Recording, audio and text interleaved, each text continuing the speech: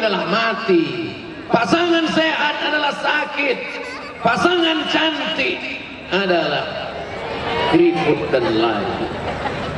Siapa yang tidak siap menerima kehidupan ini, berani hidup, berani menghadapi mati.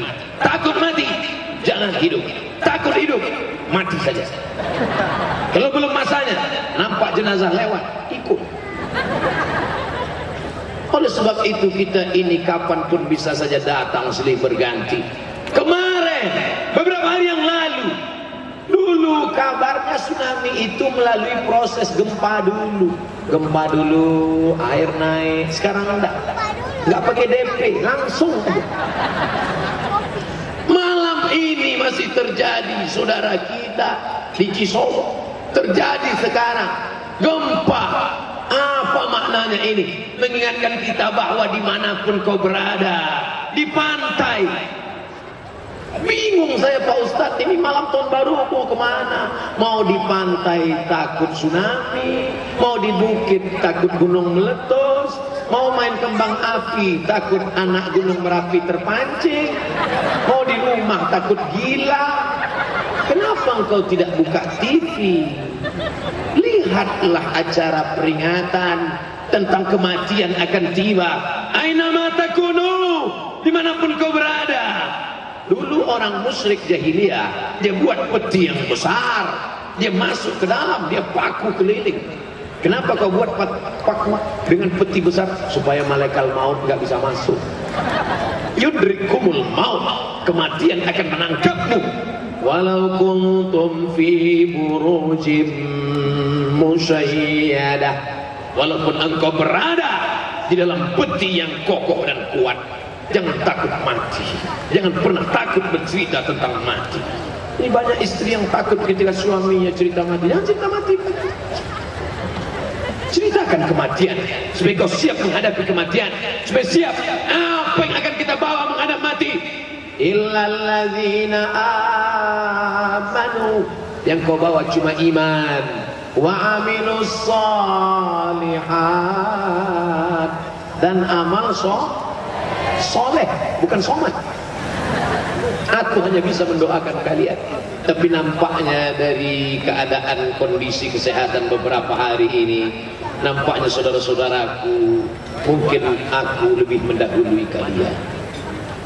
Oh, jangan mati dulu Pak Ustaz. Bukan maknanya aku mendahului mati, aku mungkin mendahului mengiringi jenazah kalian. Kematian tidak bisa ditawar. Sampai masanya kita akan mati, malaikat maut akan mencabut. 70 kali malaikat maut menatap mata kita, melihat wajah kita. Aku cabut nyawanya. Jangan dulu, kata Allah. Ini perempuan yang kulit, yang bakhil, kedekut ini, yang tak mau sedekah ini, yang kalau beli ikan nawarnya mau mati. Aku cabut nyawanya. Jangan dulu.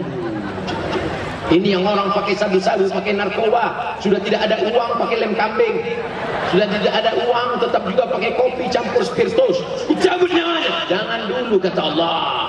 Mungkin boleh jadi malam ini dia bertaubat. Mudah-mudahan yang pelaku dosa bertaubatlah engkau malam ini. Taubatlah sebelum malaikat mau mencabut nyawamu. Seperti tebasan pedang di tempat yang sama beratus kali. Seperti kambing yang dikuliti hidup-hidup. Seperti mata kail pancing ditarik dari kulit yang basah.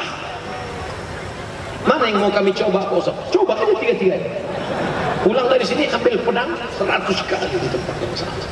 Pulang dari sini kulit dicabut. Yang paling ringan ambil mata kail pancing, tusukkan, tarik. Rasakan sakitnya kematian. Kalau mau yang kematian paling ringan, ambil ujung dagingmu, tarik ke atas, rasakan sakitnya sampai akhirnya kau mati. Tapi insya Allah apa yang paling sering kau dengar, apa yang paling sering kau tatap, itu yang akan datang waktu engkau mau sakratul maut. Karena kau sering mendengarkan nasib puji-pujian Sayyidina wa Maulana Muhammad sallallahu alaihi wasallam.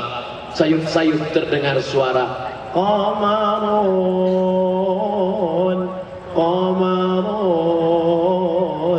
qamarun sidnan nabi qamarun wa وجميل وجميل وجميل سيدنا النبي وجميل. Oh, saya nggak tahu lagu itu Pak Ustaz. Lagu apa yang kau tahu? Itu yang akan datang ke telingamu nanti. Itu yang akan datang merusak akidahmu. Di saat sakaratul maut, kita berdoa pagi, petang, siang dan malam. Apa yang kita minta? Allahumma khtim lana bihusnil. Banyak amalmu ke Makkah bolak balik, tidak ada maknanya. Habaan mansura, seperti debu yang diletakkan di tapak tangan lalu kau hembus keras, tak bermakna. Kau akan mati. Apa yang akan kau bawa? Allahumma ja'al akhir kalamina, jadikan akhir kalam kami inda tihai ajalina, ketika ajal kami tiba, ketika ajal kami datang, yang terakhir keluar dari mulut la ilaha illallah. Hembusan nafas yang terakhir Allah, Allah. Siapa yang membisikkan ke telinga kita? Anak yang dulu saat lahir kita yang berbisik ke telinganya, asyhadu an la ilaha illallah. Anak-anak yang belum diazankan dulu waktu kecil, jangan kau azankan lagi sekarang. Jangan gara-gara mendengar ceramah ini pulang dari sini panggil anak-anak sini sebentar. Asyhadu, udah semester 3. Hadisnya jelas, statusnya hadis hasan, disebutkan dalam kitab Sunan At-Tirmidzi. Nah, saat engkau lahir dulu aku yang mengazankanmu. Apa yang kami inginkan sebagai orang tua, kami sebagai ayah, kami sebagai ibu, kami tidak ingin kau belikan mobil yang besar. Untuk apa mobil besar? Kredit. Kami tidak ingin kau bangunkan rumah yang mewah, kau bangunkan rumah tinggi berlantai 2. Kami tidak bisa naik ke atas, kaki kami sudah kena asam urat. Yang kami inginkan nak, saat kami mati meregang nyawa, engkau lah yang membisikkan ke telinga kami la ilaha illallah. Menetes air mata, mulut pun mengucap la ilaha illallah. Tapi ada orang susah mengucapkan la ilaha illallah. La ilaha illallah. Berapa harga sawit? Kenapa? Karena otaknya dunia, isinya materi. Malam ini kita sedang diingatkan bahwa kita akan mati menghadap Allah, dan kita ingin lafaz terakhir yang keluar dari mulut kita la ilaha illallah. Subhanallah.